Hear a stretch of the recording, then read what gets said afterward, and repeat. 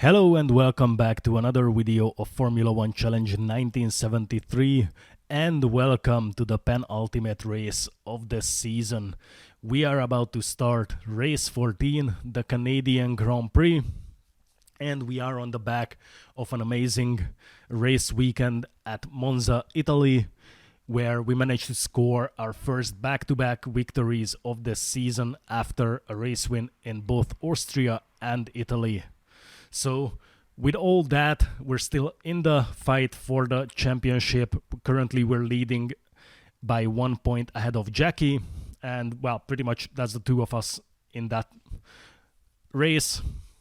So, we have a lot of excitement on our hands. And, yeah, we need to do well, just keep the momentum going and try to get in another good result to make sure that we keep those championship hopes alive. So let's head over to the qualifying session and see where we end up. And as you can see, I'm starting a second hot lap because, well, that's a 121. It's an absolute terrible lap. And I think we're also having our first wet qualifying session of this year. And my lap time is already beaten by nearly 2 seconds by the Adamic.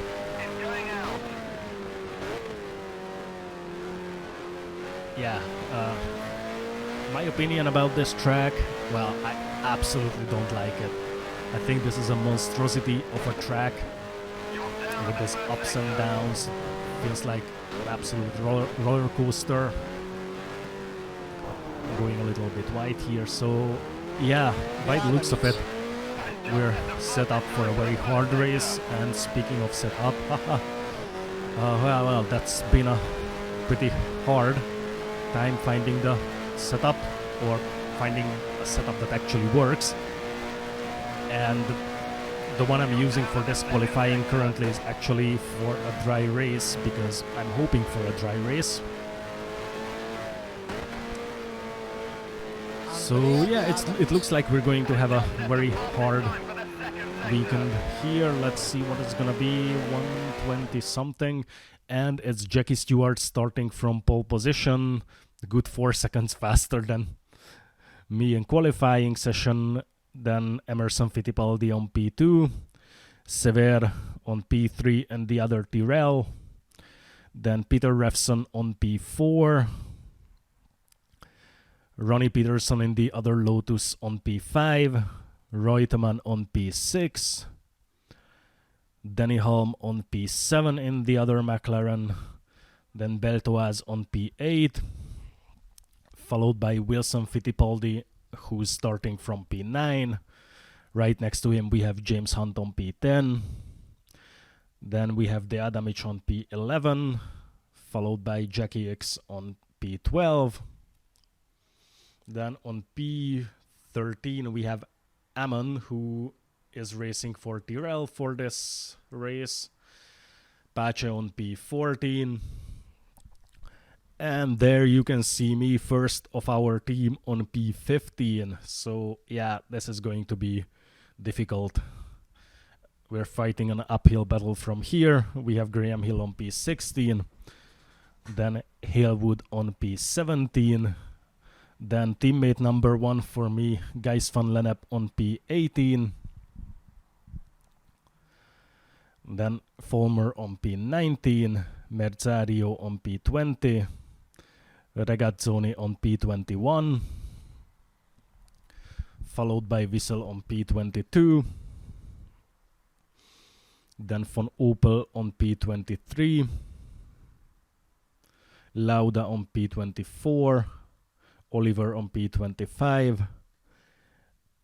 And teammate number 2, Ganley, starting from P26. Watson and Purley, and Scheckter and Butler, who close the grid.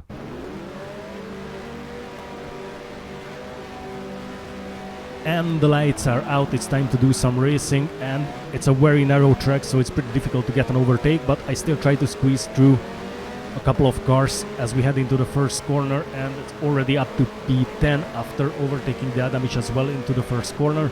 Now we're trying to go for a move on the outside of Wilson Fittipaldi in this left-hander. It looks like it's working out, but he's still on the inside. but he backs off finally, and in the next corner we also overtake Beltoise, which takes us up all the way to P8. So that's a pretty good start so far. And now we have Reutemann right in front as we head into the next chain of corners, where I go for a very aggressive dive and overtake Reutemann. Someone went a little bit wide there. And now we're right behind Danny Halm. We have a yellow flag there. Lauda collided with someone. And now it's Halm in front of me, Reutemann sitting right on my gearbox within 1/10. That's really close. And the McLaren is just pulling away in the straight line. I can't keep up with that.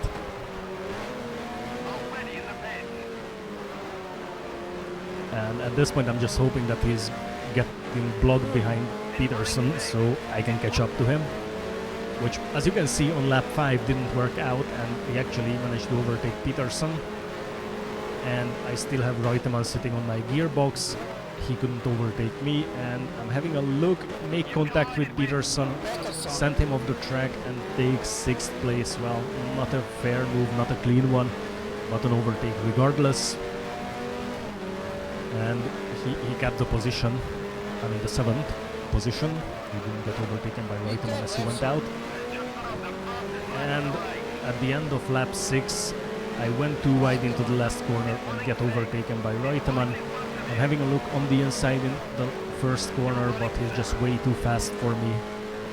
And I was just chasing him all the way up until lap 12, where I managed to re-overtake him in this corner.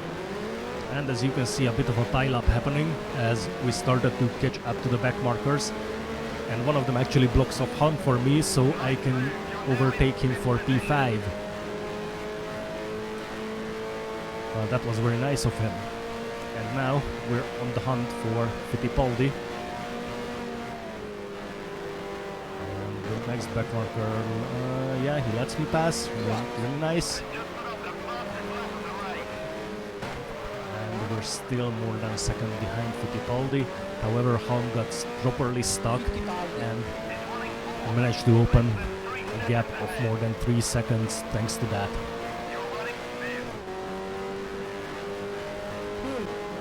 And on lap 15, I finally managed to catch up to Fittipaldi.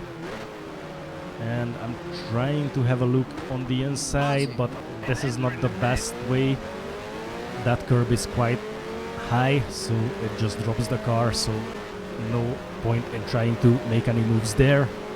And on lap 16, same place where I actually make contact with him and get the overtake done thanks to that. And he also loses the position to Halm. So we're up to 4 and 5. So I'm basically just pulling Halm along. He's using me as a horse to his carriage. However, those two back markers might block him off for a while. And you can see Sever going wide in the front, which helps me close the gap, less than half a second, and he's still stuck behind that back marker, which allows me to overtake him on the inside, and he's still boxed in, so that was really helpful. Thank you very much.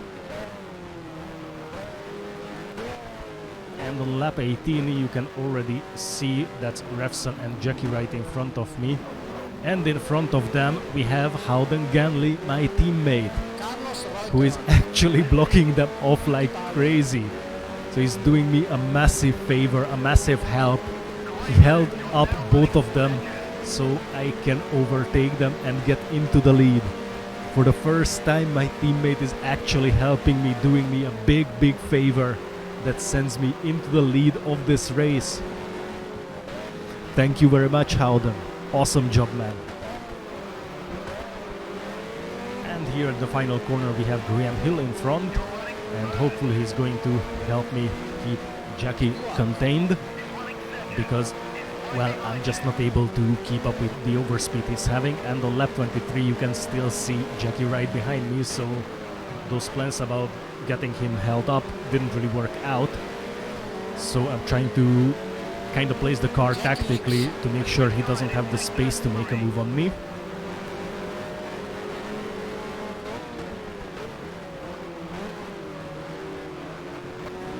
And at this point I crumble under the pressure, go too wide in this corner and lose 2 positions straight away to Jackie and Peter. So now down to P3, and you can see Jackie and Revson just pulling away. And now I will have to deal with Sever as well, especially if I go wide like this. And he's trying on the inside, but that curve drops him as well. So I can take back the 3rd place. And we're on the end of lap 25, where it's finally my turn to get blocked by one of the back markers. He's actually trying to re-overtake me. And now I hope Sever is going to get stuck as well, so I can open up a gap, and that seems to be working, as I'm already more than a second ahead. And on lap 28, you can see Revson just there, pulling into the pits. He lost his rear wing. He must have made contact with someone or something, and now he's out of this race. And now we have Van Lennep, and watch him in the mirror. He's pulling back and behind me and actually holding up Halm. So thank you guys, thank you mate. You did a big favor for me. So yeah, as we start the last lap, I feel like my teammates really helped me in this race. First Ganley by blocking Jackie and Revson, where I could take the lead. In the end it was my mistake that cost me that lead. And then Van Lennep managed to hold off Halm for a little while. That still keeps me in 2nd place. However, you can see him in the mirror. He's sitting on my gearbox again. So this last lap is all about just placing the car so we can actually finish this race on the 2nd place. And well, there's no way to catch up to Jackie. He's having almost 13 seconds of a lead over me. So yeah, hopefully nothing bad happens in the last 2 corners, 3 maybe, yeah, last 3 corners. Yes, that's just perfect. We are 2nd right behind Jackie, well, not right behind, almost 15 seconds off. And it's Halm finishing on P3 right behind us. So yeah, now you can have a look at Jackie going around for a while longer. It's turned out to be a very exciting race, despite the fact that I really don't like this track. And you can see Jackie has won the race, myself on P2, and Danny Halm on P3. Then we have Wilson Fittipaldi climbing up from P9 all the way to P4. Carlos Reutemann on P5 and Emerson Fittipaldi on P6, scoring the last point. So yeah, it's been a very turbulent, a very interesting race. I would actually say that this has been probably the best race of the season so far. There's just so many fighting going on. My teammates doing their job, holding off the cars that are actually faster than me. So yeah, everything just went well, and this sends Jackie into the lead by 2 points.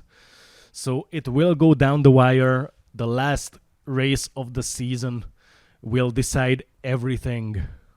So it's gonna be all or nothing for the both of us.